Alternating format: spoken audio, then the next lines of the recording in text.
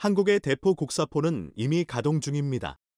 워즈즈의 훈련장에서 폴란드 육군 프로그램 에덤 거지바우스키 펠라이시아이다. 안녕하세요. 최신 한국 장비는 이미 훈련장에 있습니다. 레이터의 동쪽 측면에 대한 방어책이죠. 제60 수여단의 조준선에 있는 토룬에서 발포 테스트 중입니다. 제16기계화 사단이 폴란드 묵동부를 보호하고 있습니다. 제1포병여단이 이미 가장 현대적인 한국산 K9 곡사포를 보유하고 있고 제20기계화 여단이 신형 한국산 K2 전차를 보유하고 있다는 것은 놀라운 일이 아닙니다. 폴란드 군대의 현대화가 지속되고 있다는 것은 분명합니다. 이곳은 폴란드 최초의 훈련장으로 우리 육군 K2 탱크의 최신 인수직 후 새로운 사격 훈련을 했습니다. 우리는 승무원의 결속력, 사격 통제 시스템 사용 방법, 한국 국방부는 이번 여름에 첫 번째 K2 탱크를 보냈습니다. 이미 12월에 그들은 이전에 한국에서 며칠 동안 훈련을 받았던 제1기계와 여단의 제20제 일바르토 시체 전함에 인도되었습니다. 다양한 기능과 새로운 기능이 많이 있습니다. 이 교육은 6주 동안 지속되었으므로 흡수해야 할 지식의 범위가 상당했습니다. 바우토시스의 K2는 폴란드가 우크라이나에 보낸 오래된 탱크를 교체했습니다. 그리고 K2 전차는 군인들이 인정하듯이 관역을 명중했죠. 1500마력의 고압 엔진으로 구동되는 탱크입니다. 수압식 서스펜션이 있어 고르지 않은 지형에서 주행할 때 큰 편안함을 제공합니다. 대상 검색 및 제거 시스템은 여기에서 매우 효과적입니다. 매우 정확하고 추가 이 점은 포신과 지휘관이 서로 독립적으로 해당 지역을 관찰할 수 있다는 것입니다. 지휘관이 표적을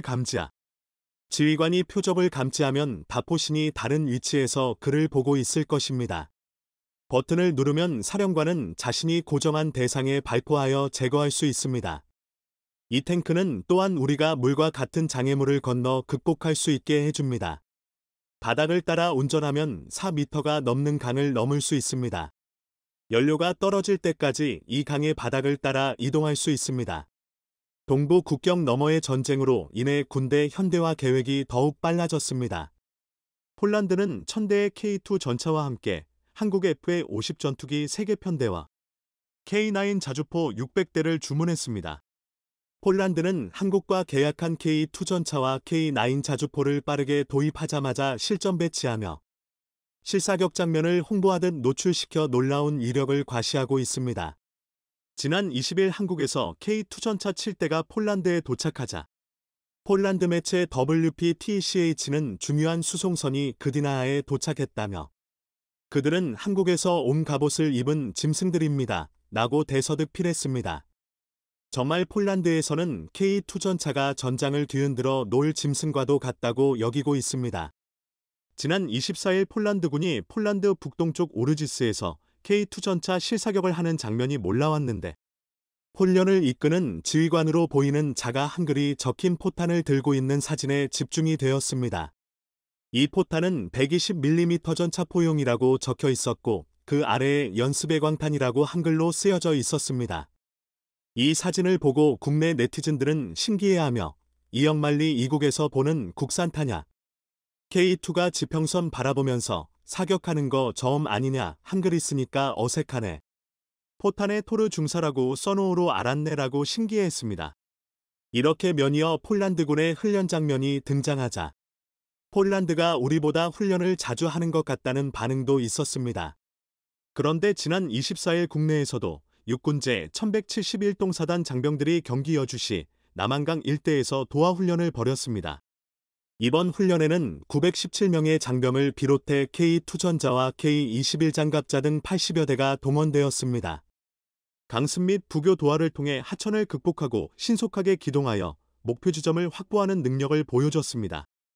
지난 10일 미국과 폴란드, 사우디 등 주한 외교관 20여 명 앞에서 K방산의 시범이 있었는데 당시 K2 표전차가 물을 품으며 사격하는 놀라운 화력을 선보였다면 이번 훈련은 강을 넘으면서 작전하는 모습을 보여주며 놀라운 기동성을 과시했습니다.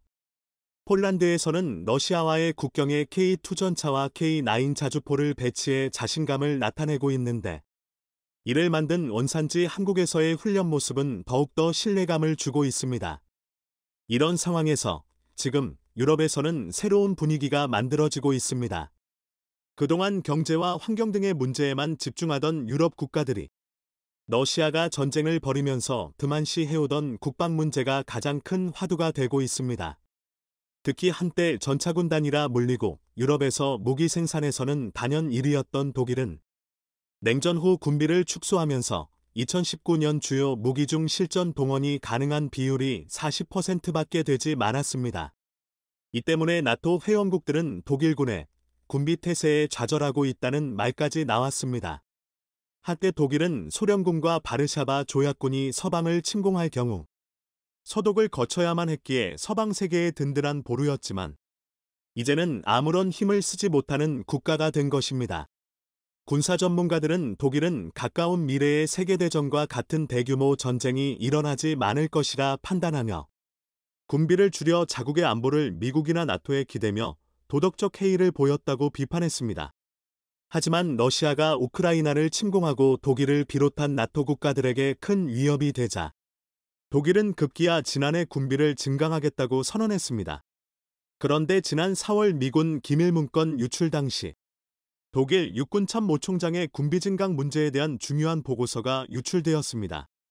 해당 보고서에는 독일이 우크라이나 전쟁에 대응해 군비를 증강하기로 했던 나토와의 약속을 이행하기 어렵다는 내용이 담겼습니다. 독일은 2025년까지 전투 준비가 완료된 기계화 사단을 배치하기로 나토와 약속했는데 병력 부족 및 군사 장비 문제 등으로 이를 시행할 수 없다고 내다본 것입니다. 이것은 지금 한국산 무기로 러시아 전방에 바로 배치한 폴란드군과 비교되고 있습니다. 이 때문에 이제 과거 독일의 자리를 폴란드가 완벽하게 해낼 것이라는 말이 나오고 있습니다. 여기서 중요한 것은 폴란드가 도입한 한국의 K2 전차, K9 자주포가 러시아에 대항하는 저지선에서 가장 중요한 역할을 할 것이라는 것입니다. 독일은 냉전 종식 후 군비를 줄이는 과정에서 레오파르트 1을 처분해야 했고 이를 유럽의 국가들에게 중고로 싸게 넘기면서 특별한 검증 없이 나토 표준 전차가 되었습니다. 미국 에이브럼스 전차와 영국 챌린저 전차는 여러 차례 개량을 거쳐 초기 모델과는 완전히 다른 전차로 진화했지만 레오파르트 2는 1980년대 나온 것과 달라진 게 없었습니다. 독일은 뒤늦게 2010년에 A7 모델을 출시했지만 이를 구입한 나라는 거의 없었습니다. 레오파르트 2 전차는 실전 경험이 별로 없었지만 지난 2016년 시리아 북부 침공 당시 무기력한 모습을 보여줬습니다. 당시 뒤늦기에 육군은 처음에 미 구형 패든 전차를 투입했다가 큰 피해를 입고 밀리자 자국군 최정예 전차인 레오파르트 2A4를 투입했습니다. 상대 측은 대전차 무기를 실은 픽업 트럭으로 맞섰는데 몇 시간 만에 레오파르트 8대가 격파되고 이대는 상대에게 빼앗겼습니다. 이 중에 레오파르트 2 전차 5대는 마치 옛 소련제 전차처럼 포탑이 찢긴 채 날아가 버렸고 나머지 3대도 대전차 로켓 한두 발에 시꺼먼게 타버렸습니다. 이것은 픽업 트럭에서 쉽게 격파당한 레오파르트 2의 속도가 얼마나 느리고 방어력이 약한지를 실전에서 제대로 보여줬습니다. 문제는 레오파르트 2 A7도 개량을 했다지만 당시 저자막에 당한 자재와 같다는 것입니다. 지난 1월 포린 폴리시는 지금 유럽 국가들은 러시아 위협에 맞서는데 계속 독일 전자에 의존할 수 있을지 의문을 품고 대안을 찾고 있다고 했습니다. 몇 년 전 독일은 자신들이 주도하는 유럽 공동전차 개발 계획에서 폴란드를 배제했습니다. 이에 폴란드는 한국과 손을 잡고 K2 전차를 생산해 유럽 전자 시장을 장악하겠다는 구상을 했습니다. 한국의 K2 전차는 놀라운 기동성과 최첨단의 성능을 가질 뿐만 아니라 뛰어난 생산력과 가성비까지 지니고 있어 독일산 전차를 완벽하게 대체할 수 있다는 것이었습니다. 결국 이러한 폴란드의 구상이 한국과 손을 잡자 현실로 이뤄지고 있습니다. 이제는 유럽 전차의 표준이 독일제가 아닌 한국산이 될 가능성이 커지고 있다는 것입니다. 최근 네덜란드가 독일의 전차만을 믿을 수 없다며 새로운 전차를 도입해야 한다고 말하고 지난 24일 김승겸 합참의장이 스웨덴을 방문해 스웨덴군 최고 사령관을 만나 회담을 나눴습니다. 이렇게 많은 유럽국들이 이제는 한국을 바라보고 있습니다. 최근 한국이 독일과 군사비밀정보보호협정을 체결할 것이라는 보도가 나오자 독일에서는 독일이 한국과 군사 기밀을 공유하는 이유가 무엇입니까? 라는 질문이 나왔습니다. 이에 독일 매체 도이치빌레는 이렇게 말했습니다. 한국군이 안보 문제를 공유하는 네토 및 기타 국가의 부대와 함께 훈련에 참여하는 것이 합리적입니다. 이러한 훈련은 군수품, 무기 시스템 및 부품의 상호 운용성을 보장하는 데 매우 중요하며 공급망이 보장됩니다. 독일 해군과 공군이 한국군과 함께 훈련에 참여하는 동만 한국은 유럽에 점단 무기 시스템을 수출하고 있습니다. 지난해 한국은 폴란드와 150억 유로, 162억 달러 규모로 추정되는 대규모 방위 협정을 체결했습니다. 여기에는 약 1.000대의 K2 주력 전투 탱크, 648대의 자주포 및 48대의 FA-50 전투기 판매가 포함됩니다. 폴란드가 NATO 회원국이기 때문에 독일군이 언젠가는 한국 장비로 맞서게 될 훈련에 참가할 것이라는 의미입니다. 이제 한국은 유럽의 방위에서 가장 중요한 나라가 되고 있습니다. 강한 전자기력으로 마하 7의 속도로 발사하는 꿈의 무기. 할리우드도 이 쿨한 꿈의 무기에 매료돼 2009년 개봉한 트랜스포머, 패자의 역습에서 미군 구축함에서 발사된 탄체가 피라미드를 기어 몰락하면 디셉티콘 로봇을 격파하는 장면을 스크린에 담았습니다. 이 미래형 장거리 타격체계는 궤도의 전기를 통하게 해서 추력을 만들어내기 때문에 레일건이라는 이름이 붙었습니다. 그런데 최근 중국에서 엄청난 소식이 날아들었습니다. 미국조차 난항을 겪고 있는 꿈의 무기, 레일건을 개발했다는 소식이었습니다. 지난 9일 홍콩 사우스차이니 모닝포스트, SCMP는 중국 해군공과대학 전자기에너지 국립핵심연구소팀이 레일건을 연속으로 120발 발사하는 데 성공했다고 보도했습니다. 연구팀은 연속 사격 중에도 레일건이 사격 정확도를 유지했으며 유사한 연구는 이전에 공개적으로 보고된 적이 없다고 강조하기도 했습니다. 레일건은 전자기력으로 포탄을 초고속 발사할 수 있는 무기로 엄청난 사거리와 가공할 위력으로 미래 전쟁의 판도를 바꾸는 꿈의 무기로 불리는데요. 이걸 중국이 해냈다는 주장을 과연 믿을 수 있는 것인지 자세히 알아봤습니다. 레일건이 포탄은 음속의 6배에 달하는 초속 2km로 발사되며 벡터부터 200km 목표물까지 정밀 타격할 수 있는 무기로 화약이나 화학에너지가 아닌 전자기력을 이용해 발사체나 미사일이 궤도를 따라 날아가도록 해 일반 총보다 더 빠른 속도로 더 먼 거리에 도달할 수 있는 무기입니다. 레일건 개발의 핵심은 연속 사격의 안정성을 확보하는 것인데요. 중국 해군공과대학 국립핵심연구소팀은 발사 성공을 주장하는 논문에서 성공의 비결로 10만 개 이상의 구성요소 지점에서 동시에 데이터를 수집하고 분석할 수 있다고 말했습니다. 인공지능 AI 시스템을 통해 정교한 측정과 진단이 가능하다는 점을 꼽았습니다.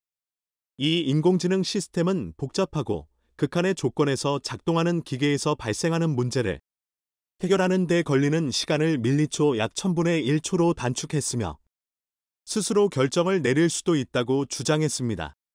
예를 들어 장비가 약간 달아오르는 등 문제가 심각하지 않은 경우에는 테스트를 계속 진행하는 반면 실제 피해를 입을 수 있는 정도의 문제가 있는 경우 포탄을 장전해도 레일건이 발사되지 않습니다. 그런데 상식적으로 고작 기계장치의 발사 가능 여부를 판단하는 데 인공지능까지 필요한가라는 생각이 듭니다. 어딘가 앞뒤가 맞지 않는 느낌이 드는데요. 실제로 미국 해군은 레일건에 막대한 자금과 수십 년의 노력을 쏟아부었지만 실전 배치에 실패했습니다. 결국 극초음속 미사일에 한정된 자원을 집중하기 위해 2021년 개발을 포기한다고 발표했는데요. 미국은 레일건 발사체의 균열 없이 반복적으로 포탄을 발사할 수 있는 방법을 찾는데 어려움을 겪었다고 알려져 있습니다. 그런데 중국이 이걸 AI를 개발해 먼저 해냈다는 주장인데 의구심이 드는 게 사실입니다. 무엇보다 10만 개 이상의 데이터를 분석할 수 인공지능 시스템을 이용했다고 발표했는데 중국은 지금 미국의 대중국 반도체 규제로 인해 고성능 AI를 활용하기가 아주 어려운 상황입니다. 현실적으로 말이 되지 않습니다. 그런데 뜬금없이 일본도 내일건 개발에 성공했다고 발표했습니다. 이쯤 되면 조만간 미국 빼고 전 세계 모든 국가들이 내일건으로 전쟁을 할 날이 머지않아 보입니다. 일본 방위성 산하 방위장비청도 최근 올해 실시한 내일건 연속 사격 시험 결과를 보고하며 최대 120발 연속 사격에 성공했다며 안정적 단계에 와 있다고 자신했는데요. 지난 8월 세계 최초로 내일건이 해상 사격 시험을 실시했으며 10월에는 탄약의 비행 안정성 시험도 마쳤다고 설명했습니다. 하지만 개발하면 곧 양산하고 실전에 배치할 수 있는 게 아닙니다. 미국의 사례를 보면 내일건은 특히 더 그렇습니다. 2년 전 미 해군의 다음 해 예산안에는 내일건 개발 예산이 빠져 있었습니다. 그것은 미 해군이 지난 16년간 무려 5억 달러를 쏟아부었지만 이제는 그만할 때라고 결단을 내렸다는 것을 의미했습니다. 미 해군은 내일건 프로젝트를 완전히 폐지한다는 발표는 하지 않았지만 아쉬움 속에 점점 거리를 두고 있습니다. 그만하겠다는 단정적인 표현이 없을 뿐 이 프로젝트가 무기한 보류될 처지에 놓여 있음을 시사하고 있었습니다. 2005년 미 해군연구청 ONR은 공식적으로 내일건 개발 프로젝트를 시작했습니다. 내일건은 순간적으로 높은 전류를 발생시켜야 하기 때문에 전원 공급이 가장 큰 문제였습니다. 해연구에 따르면 1000분의 1초 동안 필요한 전력이 최대 1000메가와트로 추정됐습니다. 기동성 있는 플랫폼 이 정도의 전기를 공급하려면 전차나 군용기는 일단 크기에서 부적합했습니다. 그래서 미 해군이 운용하고 있는 구축함에 답재하는 것을 목표로 개발이 진행됐습니다. 지상 시험은 이미 성공을 거뒀고 구축함의 끝판왕인 주멀트급의 내일건을 탐지할 것이라는 관측이 무성했습니다. 이러한 조함은 그야말로 미국의 첨단 군사기술의 결정판으로 받아들여졌습니다. 추멀트급 구축함은 탐재된 가스터빈 엔진이 엄청난 전력을 만들어낼 수 있어 내일건을 위한 플랫폼으로 적격이라고 여겨졌습니다. 2018년 2월에 중국의 상륙함 하이양산호에 내일건으로 추정되는 장치가 답재된 것이 공개되자 놀란 미 하원 예산소위원회는 해군 책임자를 불러 대책을 따져 물었습니다. 당시 존 리처드슨 당시 미 해군 참모총장은 의회에 출석해 내일건 개발에 모든 걸 투자하고 있다고 잘라 말했습니다. 하지만 수많은 기술이 포함돼 있어 개발에 어려움을 겪고 있음을 시인했습니다. 연구 개발에 돈은 들어가는데 가시적 성과는 없는 답보 상태였지만 미국이 이렇게 돈을 쏟아부은 이면에는 중국도 내일건 개발을 하고 있다는 절박함이 자리 잡고 있었습니다.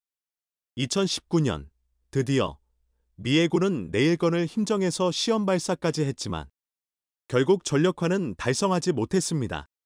아무리 천조국이라더라도 밑 빠진 독에 물 붓기처럼 무한정 예산을 투입할 수 없는 게 현실이었습니다. 무엇보다 레이저포나 내일건과 같은 고출력 에너지 무기체계는 짧은 시간에 대량의 전력을 소모하기 때문에 함정에 답재하기 위해선 안정적인 전력 공급을 위해 대용량 에너지 저장 장치 등을 필요로 합니다. 미국은 끝내 전력 문제를 해결하지 못했습니다. EMAS 방식으로 항공모함 전투기 사흘까지 전력으로 해결한 미국이 내일건이 전력 문제는 끝내 풀지 못한 것입니다. 미국도 해결하지 못한 이 문제를 중국이 과연 해결한 것일까요? 당연히 그럴 리가 없습니다. 보고 계신 사진들은 지난 11월 26일자 항공사진입니다. 당시 중국이 푸젠 항공모함의 야물스 캐터펄트에서 사출 시험을 하였고 사출 시험에 성공했다는 설이 돌았습니다. 그런데 항공사진들을 보면 푸젠함 좌연측 야물스 캐터펄트를 사용하여 겨우 더미 웨이트를 사출하는 시험을 했을 가능성이 높습니다. 12월 8일 한국 시각 15시 30분에 공개된 항공사진을 봐도 그렇습니다. 항공모함 푸젠의 함교 아래 구역인 스포트 6인 주기 구역에 J-35 목업이 주기되어 있는 것이 보입니다. 깨끗하게 정리된 타입 003CV-18 푸젠 항공모함 간판 위에 사흘 시험을 위한 더미 웨이트 2개와 J-35 모형 함상전투기가 주기되어 있는 항공사진입니다. 하지만 중국은 전투기 사흘에 성공했다는 발표를 하지 못했습니다. 즉 실패했을 가능성이 매우 높습니다. 서방 언론들은 중국의 최신형 항공모함 푸젠함마저도 전자식 캐터펄트의 흘력이 모자라 제 성능이 나오지 않는다고 보도하고 있습니다. 전자식 캐터펄트도 성능이 모자라 간판 길이도 20m 더 늘린다고 하는데 내일 건을 장착한다는 것은 말이 안 됩니다. 오죽하면 중국에서 끝내 전력 문제를 해결하지 못해 푸젠함을 거르고 4세대 항공모함 개발에 들어갔다는 소문까지 돌고 있을 정도인데요. 그렇다면 중국은 왜 뜬금없이 레일건 개발에 성공했다고 발표해 미국을 자극한 것일까요? 결국 푸젠함 전투기 사흘 실패의 시선 교란용으로 레일건 개발에 성공했다는 황당한 내용을 발표했을 가능성이 높습니다. 실제로 중국은 2020년 레일건 소총을 개발했다는 황당한 주장을 펼친 적도 있는데요. 당연히 이후 아무런 추가 소식은 전해지지 않고 있습니다. 2020년 중국은 최첨단 무기인 전자기식 레일건을 소형화한 모델, 이른바 레일건 소총을 개발했다고 발표했습니다. 인민의 반군 육군 군수대학이 개발한 이 무기는 소형 코일건으로 물리며 이동하면서 사용할 수 있고 소형 로봇의 탐지대 무장 정찰 임무에 쓰일 수도 있다고 설명했습니다. 코일건은 재래식 총과 마찬가지로 탄창에 총알을 장전해서 사용하며 가까운 거리에서 한판 여러 장과 얇은 철판을 쉽게 관통했습니다.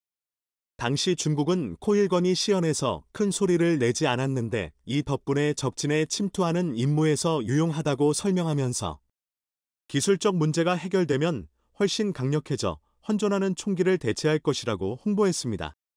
하지만 이후 중국은 더 이상 소형 코일건에 대한 뉴스를 내놓지 않았습니다. 아마 이번에 개발했다는 중국의 레일건에 대한 소식도 비슷한 결말을 맞게 되지 않을까 싶습니다. 오늘 준비한 소식은 여기까지입니다. 댓글을 통한 여러분들의 많은 의견 기다리겠습니다.